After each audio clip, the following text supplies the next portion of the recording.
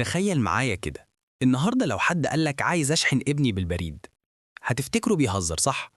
بس الغريب إن الجملة دي كانت حرفياً حقيقية في أمريكا زمان.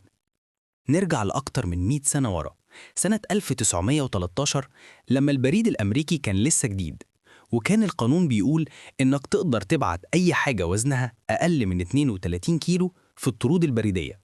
بس مفيش قانون بيقول إن اللي تبعته لازم يكون جماد.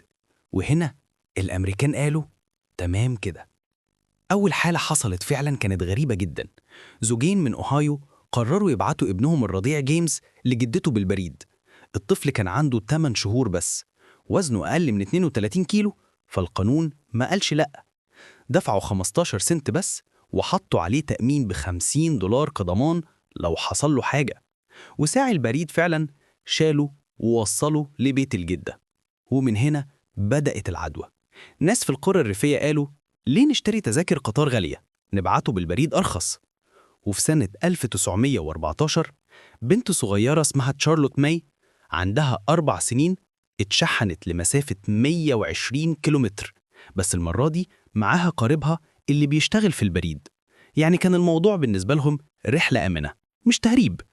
ولكن الغريب إن الموضوع استمر سنة كمان، لحد ما في 1915 واحدة عندها 3 سنين اتبعتت بالبريد تاني. وده خلى الحكومة تقول كفاية كده يا جماعة، واتمنع رسميا شحن الأطفال بالبريد.